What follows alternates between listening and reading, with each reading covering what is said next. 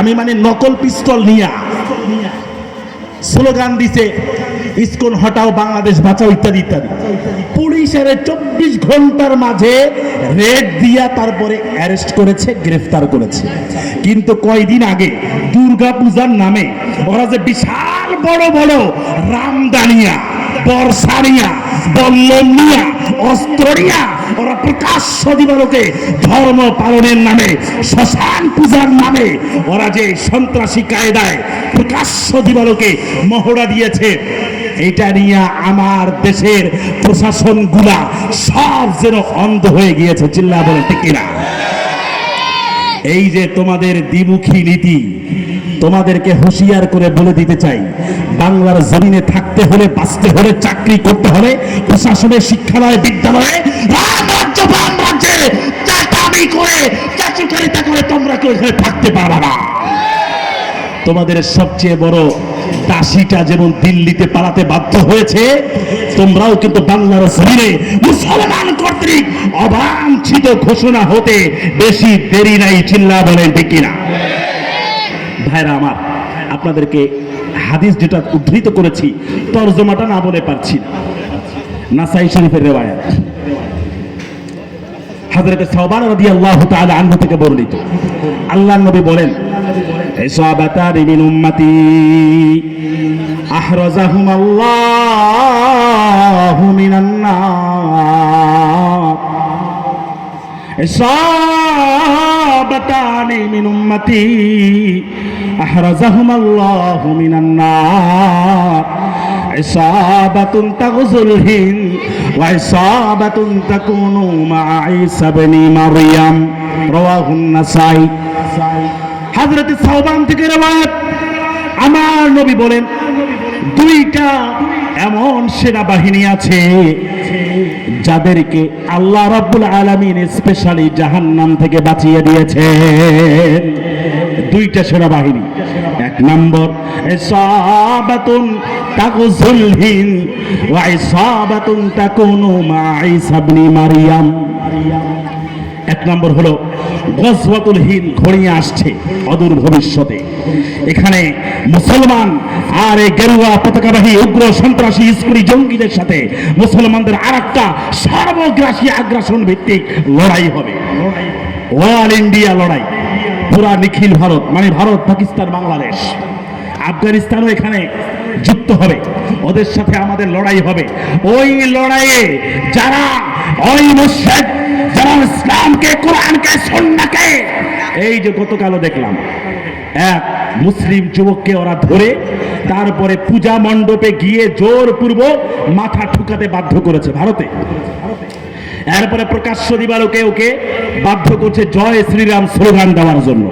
বাংলাদেশে এই প্রায় 55 বছরের মাঝে কেউ একটা এরকম ইতিহাস দেখাতে পারবে যে আমরা কোনো সংখ্যালঘু হিন্দু সম্প্রদায়কে আমরা আল্লাহু আকবার তাকবীর ধ্বনি দিতে বাধ্য করেছি, কালিমা পড়তে বাধ্য করেছি, মন্দিরে আমরা হামলা করেছি, এমন একটা ঘটনাও কি ওরা দেখাতে পারবে? বরং গত 2 বছর আগে ফরিদপুরে ওদের মন্দিরে ওরা নিজেরাই হামলা করেছে। তারপরে এটাকে কেন্দ্র করে 2 জন আপন 2 হাফেজ ভাইকে ওরা নিজেরা মন্দিরের মাঝে প্রকাশ্য দিবালোকে হত্যা করেছে। এরকম ঘটনা বাংলাদেশে একটা দুইটা না। যমুনা টিভির রিপোর্ট অনুযায়ী বাংলাদেশে বিগত কয়েক বছরে 68,000 মুসলিম মেয়েদেরকে ওরা ভাগোয়া, লাভ ট্রাপ, ওই মুসলিম বোনেরা ভালো করে শোনো, ভাগোয়া, লাভ ট্রাপ, গেরুয়া প্রেমের ফাঁদের ফেলে 68,000 মুসলিম বোনদেরকে ওরা ভারতের পতিতালয়গুলোতে পাচার করে দিয়েছে। এখন বলবেন হুজুর এরা তাহলে আওয়াজ তুলে না কেন? ওই পরিবাররা কোথায়? লজ্জায় তো এরা কথা বলতে পারে না। আর বাংলাদেশে তো এগুলার কোনো বিচার নাই। এই বাংলাদেশে প্রায় 55 বছরের মাঝে অনেক মুসলমানের বিভিন্ন অপরাধের কারণে অথবা যে কোনো কারণে ফাঁসি হয়েছে, কিন্তু এই বিগত 55 বছরে কোনো হিন্দুর কিন্তু কখনো রাষ্ট্রীয়ভাবে ফাঁসি হয় নাই। এই তথ্য আপনারা জানেননি। অতএব বাংলাদেশের মুসলমান, আপনাদেরকে আমি আরেকটা আয়াত শোনায়া, বোধ হয় এই যে আমাদের জয়নুল আবেদিন সাহেব এখন সিগন্যাল দিবে, আপনি কি সিগন্যাল দিবেন নি? আচ্ছা, আল্লাহ রাব্বুল আলামিন পবিত্র কোরআনের সূরা আলে ইমরান আয়াত নম্বর 118 আল্লাহ বলেন, ইয়া আইয়ুহাল্লাযীনা আমানু লা তাত্তাখিযু বিতানাতাম মিন দুনিকুম লা ইয়ালুনাকুম খাবালা। ও হে দুনিয়ার মুসলমান, হরিণের মতো কানটা খাড়া করো। ইহুদি, মুশরিক, বৌদ্ধ, হিন্দু, নন বিলিভার্স, ওদেরকে বন্ধু বানায় না। লা ইয়ালুনাকুম খাবালা, তোমাদের প্রকাশ্য গোপনে দুশমনী করার মতো কোন সাইড, কোন দিক বিভাগ ওরা বাকি রাখে নাই। কদ বাগাতিল বাগদাউ মিন আফওয়াহিহিম ওয়া মা তুখফি সুদুরুহুম আকবার। ওরা মুখ দিয়া যা বলে এগুলো তো তোমরা দেখোই, আর যেগুলো ওদের গোপনে মনে প্রকাশ করে না, লুকিয়ে রাখে তোমাদের ব্যাপারে ষড়যন্ত্র নিয়া, এগুলো আরো ভয়ঙ্কর। এই যে গত 2 দিন আগে বুয়েটের এক স্টুডেন্ট শ্রীশান্ত রায়, এই শ্রীশান্ত রায় সে মুসলিম মেয়েদেরকে ভোগ করে তারপরে কিভাবে রসিয়ে রসিয়ে মুসলিম বোনটার ইজ্জত হরণ করেছে, এগুলা সে তার ফেসবুক পেজে লিখেছে। এবং আপনারা দেখবেন, এই মেয়েরা ভালো করে শোনো, মুসলিম মেয়েরা, ওরা কিন্তু অনেক মুসলিম নাম ধারণ করে, মুসলিম নাম দিয়ে ফেক আইডি খুলে নাম দেয় ইসলামের শাহজাদা, নাম দেয় ইসলামের বরপুত্র, নাম দেয় কওমি হুজুর, নাম দেয় আব্দুর রহিম, আব্দুল সত্তার। এরপরে মুসলিম বোনদের ইনবক্সে, কমেন্ট বক্সে ওরা খোঁচায়। এরপরে কয়েকদিন পরে কয় আমি হিন্দু, আমার নাম রামচন্দ্র, বামচন্দ্র, অমুক দাস, তমুক পাল। এখানে কি করো? আমি মুসলমান হইতে চাই। এই যোগাযোগ শুরু। এভাবে একের পর এক কাছে নিতে নিতে তারপরে ভিডিও করে ইমোশনাল ব্ল্যাকমেইল করে ওর ইজ্জত শেষ। এই ঘটনা বাংলাদেশে একটা দুইটা না, সমস্ত স্কুলে, সমস্ত কলেজে, সমস্ত ভার্সিটিতে, সমস্ত জব সেক্টরে, সমস্ত কর্মস্থলে, এমনকি ওরা নতুন করে কওমি মাদ্রাসা, আলিয়া মাদ্রাসার হিজাবি বোনদেরকে ওরা টার্গেট করেছে। অতএব ওই মালুরা বাংলার জমিনে যদি বেশি বার বাড়ে, আর ওরাও যদি বিচার না করে, সরকার আর রাষ্ট্রযন্ত্র প্রশাসন যদি অ্যারেস্টের নামে, গ্রেফতারের নামে, বিচার করার নামে এদেরকে জেলে ভিআইপি মর্যাদা দিয়ে সেফ করে, সেফ এক্সিট দেয়, তাহলে বাংলার মুসলমান আইন নিজের হাতে তুলে নিতে বাধ্য হবে। ওসি প্রদীপকে ওরা অ্যারেস্ট করেছে, গ্রেফতার করেছে, শত শত নিরপরাধ মুসলমানকে হত্যা করেছে ওসি প্রদীপ। কক্সবাজারের আপনারা নাম শুনেছেন, ওসি প্রদীপ। এরপরে আপনার ক্রসফায়ার নাটক করেছে, ওসি প্রদীপের কোনো বিচার হয় নাই, চিন্ময় প্রভু দাসের কোনো বিচার হয় নাই। আপনার সময় 10 মিনিট, 10 মিনিটে দুনিয়া জয় করা সম্ভব। দুলিতেছে তরি, ফুলিতেছে জল, ভুলিতেছে মাঝি পথ, ছেড়িয়াছে পাল, কে ধরিবে হাল, আছে কার হিম্মত, কে আছো জোয়ান, হও আগুয়ান, হাকিছে ভবিষ্যৎ, এ তুফান ভারী, দিতে হবে পারি, নিতে হবে তরি পার, দুর্গমগিরি, কান্তার মরু, দুস্তার পারাবার, অঙ্কিত হবে রাত্রি নিশীথে, যাত্রীরা হুঁশিয়ার, খালিদ খালিদ, ফজর হলো যে, আযান দিতেছে কোন, ওই শোনো শোনো, আসসালাতু খায়রুম মিনান নাওম। আমাদের আব্দুর রাজ্জাক কাসেমি সব চলে আসছেন। হুজুর বয়সে আমার বড়, কিন্তু আমারে ধইরা এমন জোরে চাপ দেয় যেন ছোট কাইল্লা বন্ধ। হুজুর এদিকে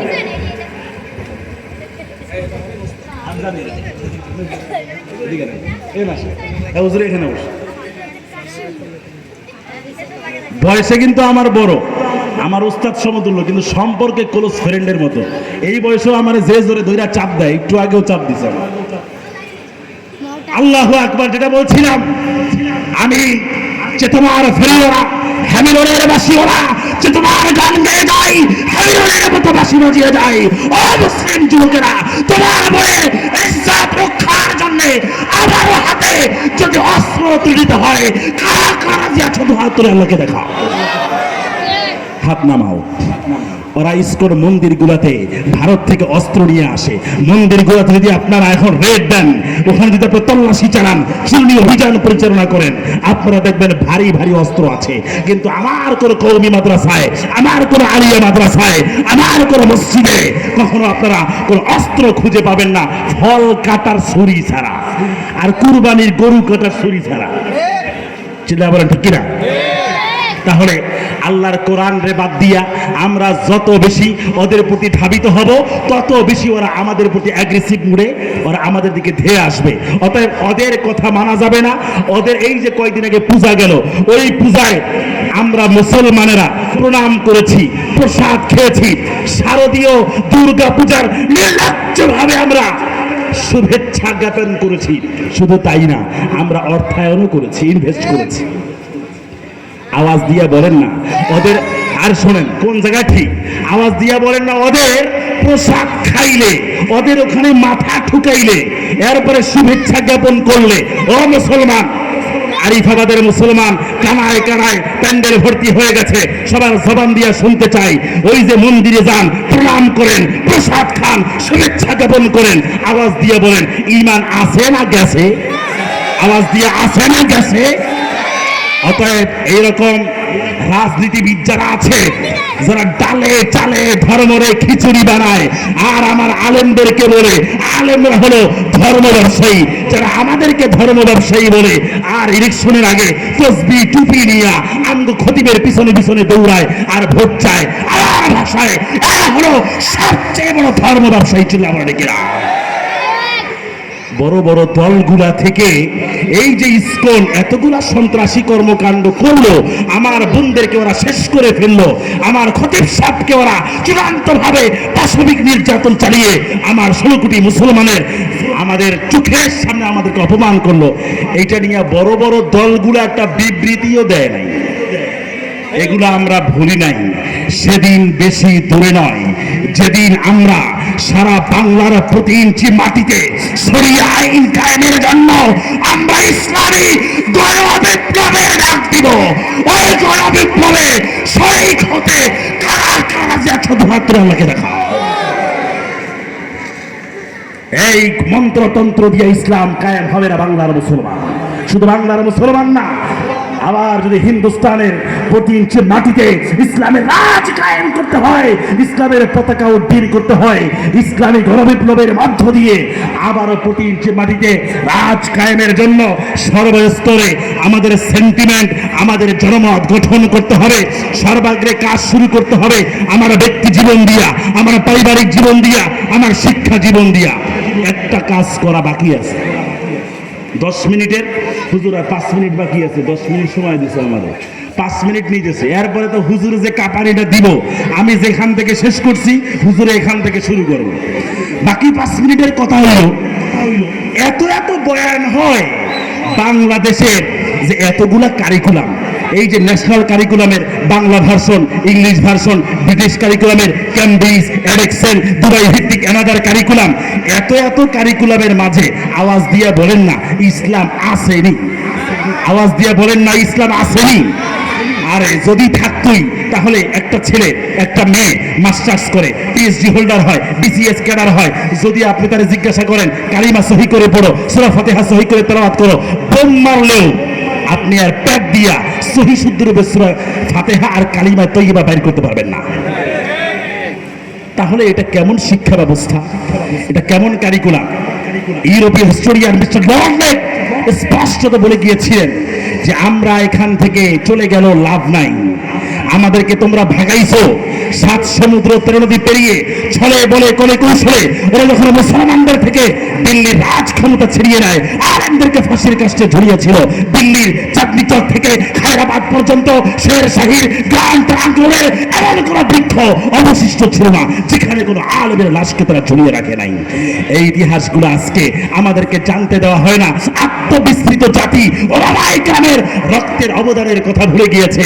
রবি ঠাকুর নিয়ে নাচানাচি করে আজকেও ঢাকা ইউনিভার্সিটি ওই টিচারদেরকে, অধ্যাপকদেরকে বললাম, যেই রবি ঠাকুর নিয়ে আপনারা মাতামাতি করেন, আপনারা যে ঢাবির এখন বর্তমান গর্বিত টিচার, ওই ঢাকা ইউনিভার্সিটি বিশ্ববিদ্যালয় প্রতিষ্ঠা করার জন্য সবার আগে সেমিনার করে বিরোধিতা করেছিল কলকাতায় এই রবি ঠাকুর, আর সে ব্যঙ্গাত্মক সুরে ক্রিটিসিজম করে বলেছিল মূর্খের দেশে আবার কিসের বিশ্ববিদ্যালয়, ওরা তো ঠিক মতো কথাই বলতে জানে না। আরো সে বলেছিল ক্রিটিসাইজ করে 7 কোটি বাঙালির হে মুগ্ধ জননী রেখেছ বাঙালি করে মানুষ করণী। অতএব এই রামচন্দ্র বামচন্দ্রের যত চাটাচাটি করবেন দুনিয়াও বরবাদ হবে, আখেরাতও বরবাদ হবে। অতএব এখান থেকে আমাদের বেরিয়ে আসার জন্য কোরআন সুন্নাহ মানার আওয়াজ দিয়ে বলেন না দরকার আছে না নাই? কোরআন সুন্নাহ পূর্ণাঙ্গ ভাবে মানতে কারা কারা রাজি আছেন? দুহাত তুলে আল্লাহরে দেখান, হাত নামান। সর্বশেষ আর মনে হয় 2 মিনিট আছে, একটা হাদিস বলে আলোচনা শেষ করে আমি আপনাদের সবাইকে হুজুরের কাছে আমি ন্যস্ত করে যাব। হযরত সাওবান রাদিয়াল্লাহু তাআলা আনহু থেকে বর্ণিত হাদিস, আবু দাউদ তিরমিজি শরীফের রিওয়ায়াত, মিশকাত শরীফেও 465 নম্বর পৃষ্ঠার হাদিস।